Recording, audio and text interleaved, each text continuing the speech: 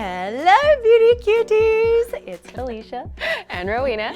So today we're going to be talking about a highly requested and super important topic when it comes to getting clear skin, and it's food and acne. As we know by now, breakouts and acne are not a simple equation we can solve. There are so many potential reasons why we get breakouts, from genetics, general hygiene, the climate, our environment, our lifestyle habits, our precious skincare routines, and of course, our diet. And if our body isn't happy with what you're feeding it on the inside, it will definitely show through on the outside. We really are what we eat, right? Especially when it comes to our skin. So today we're going to be focusing on the two biggest triggers of acne, how sugar causes inflammation in the body, how dairy contributes to hormonal imbalances to signal overproduction of sebum, as well as the substitutes and alternatives you can incorporate instead. And for this video, we decided to partner with Thrive Market to share healthy food substitutes and alternatives to fuel our body. They're our go-to online marketplace to shop for thousands of organic foods and natural products up to 30% below retail prices. So now starting off with simple carbs, otherwise known as sugar,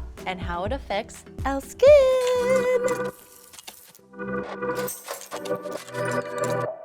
Here's the thing. Eating foods high in sugar causes little interesting reactions to our body, which causes our oil glands to produce more sebum and therefore causing breakouts. So let's break it down.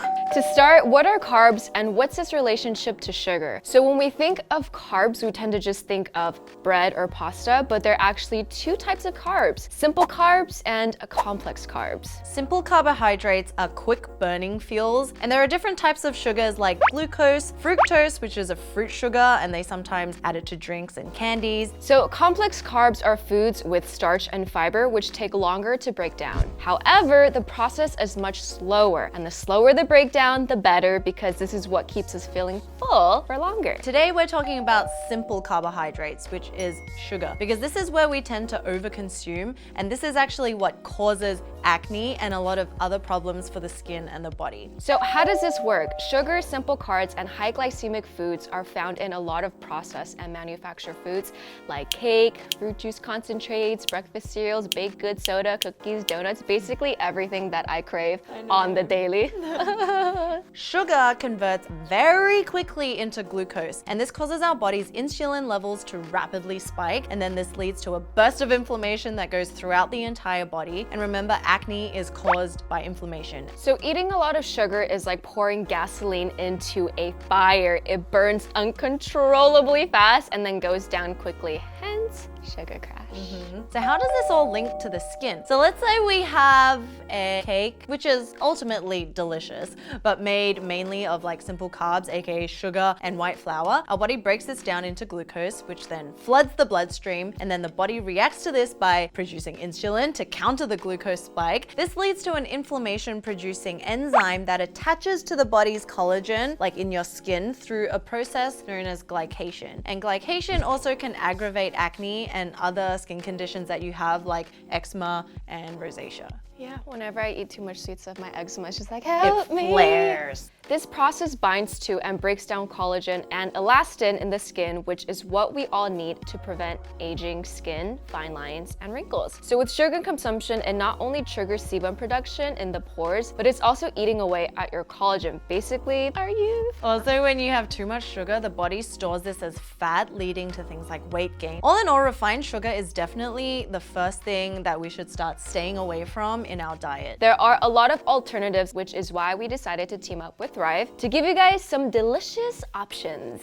For sugars, as a general rule of thumb, Felicia and I like to swap out anything that requires table sugar for natural sugars like Manuka honey, raw honey, or even maple syrup in like our coffees or drinks, or even like oatmeals, because these types of natural sugar don't spike your insulin as much as table sugar would. And you can also eat fruits when you're craving something sweet. And I feel like sugar is actually one of the easier substitutes you can first change. So like cutting down 2 teaspoons of sugar to 1, and then 1 to natural sugars. So it's like a slow, gradual process of it that you like almost don't even notice. And then eventually you will be able to enjoy things in their natural taste and form, or you'll be able to appreciate it more. And when it comes to snacks, when I'm trying to be very, very mindful of what I'm eating, I try to cut out as many processed foods as possible. possible and swap to just whole foods, whole snacks like carrots and hummus. And if I really want something that's crunchy because I'm a texture eater, I'll go for something like these rice cakes. And the reason why I love Thrive is because these are only $2. If you go to grocery stores in New York, especially in the city, they're like $3 to $5. For snacks, I actually really like dried apples or like dried fruits in general because it's like that texture element, right? And you want something to gnaw on. Seaweed's also a really great snack, as well as chia seed puddings. They're low-key so bomb. They are. And there's also popcorn. Did you know that popcorns are whole grains?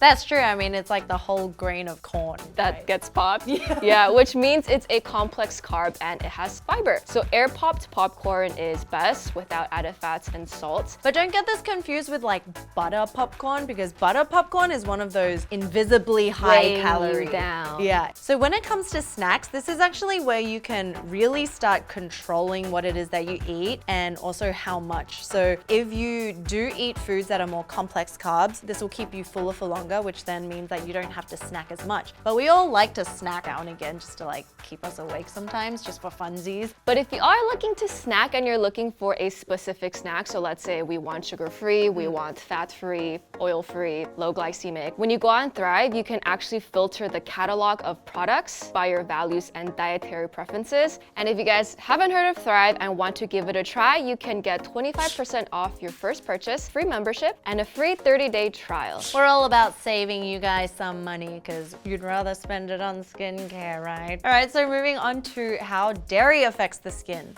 So dairy is one of those ingredients that I believe is a blessing and a curse. This girl loves her cheese.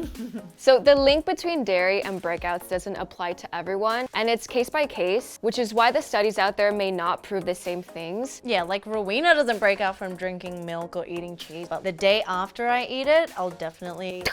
Yeah, it's like an explosion on my chin. And the issues milk creates when it comes to acne are two main things. So the first is milk is highly insulogenic, and then the second is milk is hormone dense. And when we say highly insulogenic, this means that the body produces quite a bit of insulin when you actually drink milk. So our favorite question, how does this all work? The milk that we drink contains hormones, because if you think about it, milk is designed to like grow things, right? Like you give it to babies, they grow. And in the case of cow's milk, for their baby calves. Farmers give additional hormones to stimulate milk production to enable the cows to produce more milk. There are about 60 different types of hormones in your average glass of milk, but in particular, milk is very high in a hormone called IGF-1. It's insulin-like growth factor 1, which then increases IGF-1 in our own bodies, because you are what you eat, right? And what in the milk is IGF-1 anyway? It's a growth factor that peaks in our bodies during adolescence, like when we're teenagers, when our hormones are raging and out of control, and acne is usually at its worst. It can cause inflammation in your body because it reacts to the testosterone in your body. And you might think, but we're girls, we don't have testosterone. But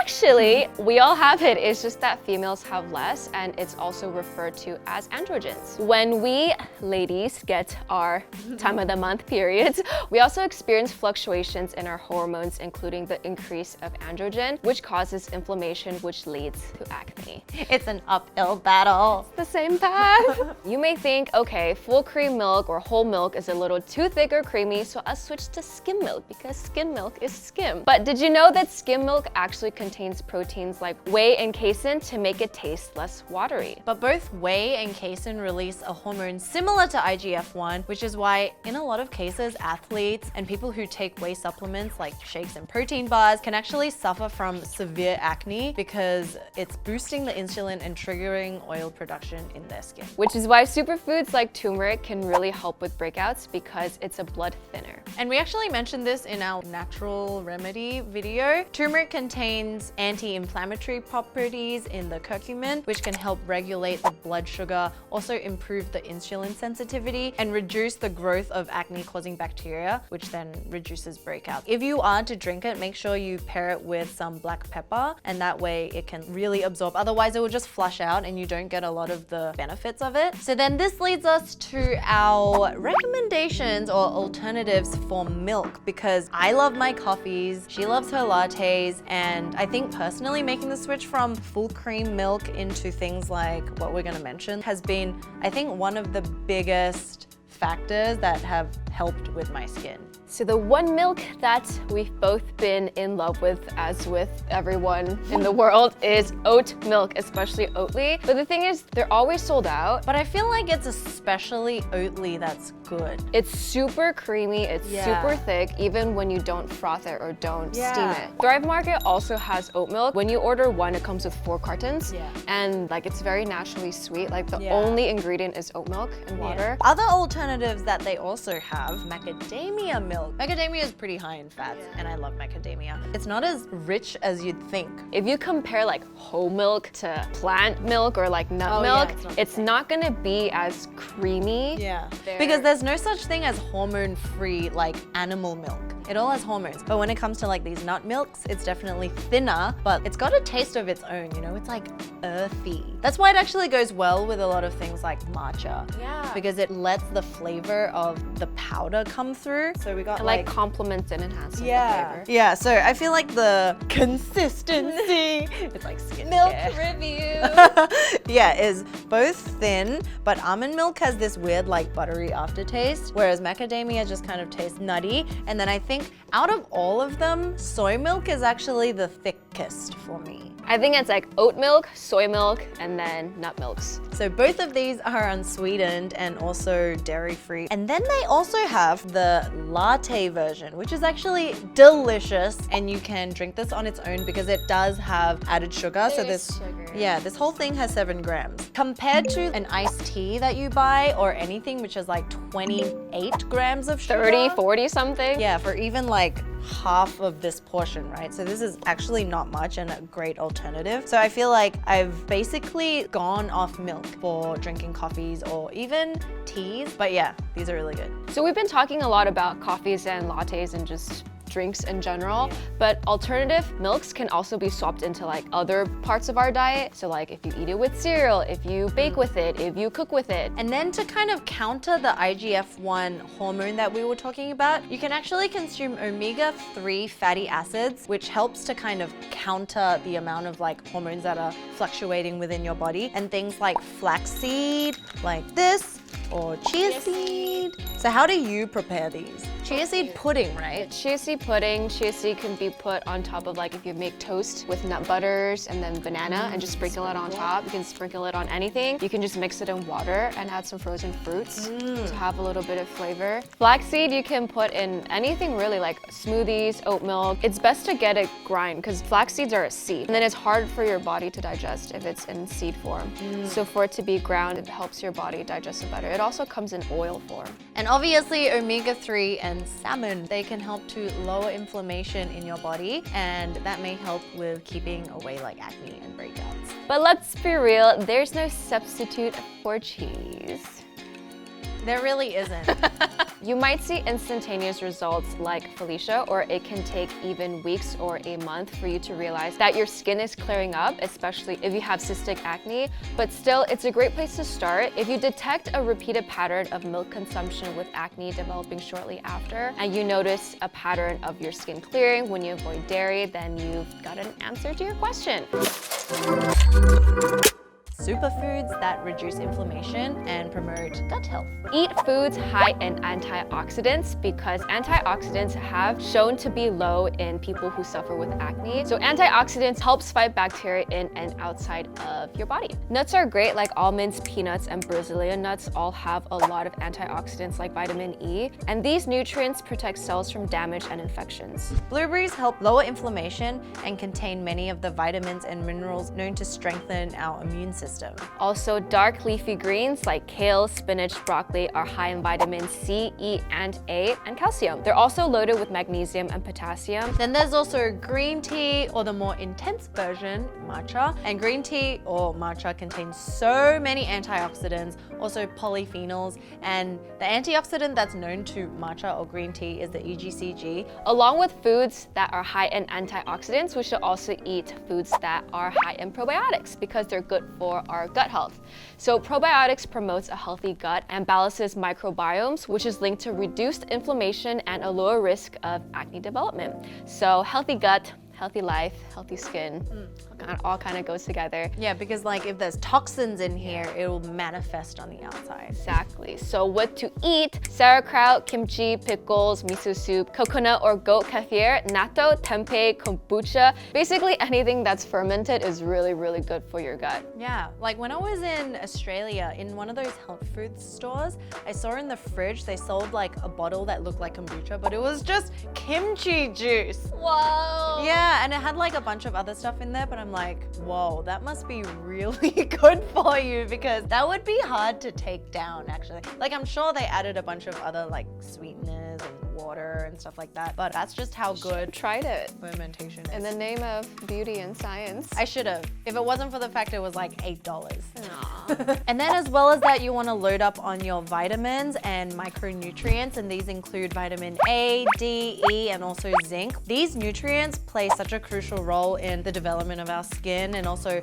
our immune health, which ties always back to our skin and body. And you might think it's just easier to take some supplements, but actually the best way to consume these are in its rawest form, like from the ground or from the sea. So for example, vitamin A is present in red peppers, in spinach, in sweet potatoes, pumpkins, carrots, and all of these are such a good roasting vegetable. Like they become so sweet. All you need is a bit of oil, some salt, and pepper. You can even steam it. And then vitamin D includes things like fatty fish, tuna, mackerel, salmon, egg yolk, and mushrooms. All of these you can just like toss up as well. And with vitamin E, there's sunflower seeds, almond, nuts, spinach, avocado, and broccoli. And do you guys see how a lot of these ingredients overlap? They're just superfoods and powerhouses for vitamins and antioxidants. And by eating these one things, you get like a plethora of different vitamins, minerals, and everything you need in one. So it's good to load up on those. There's also zinc, so things like seeds, nuts, avocado, blackberries, pomegranate, raspberries, apricots, blueberries. So just, again, anything that's raw and in its most natural form is really good for you. So because now we know all the effects that the foods that we consume actually have on our body, everything that we say is like more about moderation. If you can balance how much of it is coming in and out. And then I think it's more, once again, about knowing your skin. You need to like test, one, if you're even the type of person that is sensitive where this happens to you. Otherwise, it's just a great lifestyle change. But for those of you who are confused about why you're breaking out and you seem to be doing all the things right with skincare and seeing a dermatologist, but it still happens, like maybe you could try Turning it inward. Yeah. So thank you again to Thrive Market for sponsoring this video. The really cool thing is Thrive donates a membership for every paid membership. So you're doing good for your body, you're doing good for your skin, you're doing good for other people. And you're doing good for your soul. Yeah. And with that, thank you guys so much for joining us. If you guys like this more food internal stuff and how it affects our skin, please let us know down below if you have any recommendations, suggestions of videos that you want to see. Yeah. And don't forget, we have many, many playlists of videos we've made previously all about skincare, the skincare steps. And with that, see you guys next time. Bye. Dun, dun, dun, dun, dun, dun. We'll help. Will help. Yeah, you're slaying collagen. So collagen, that's another one. Sugar's collagen. And there's also popcorn. Both of these are on Frieden.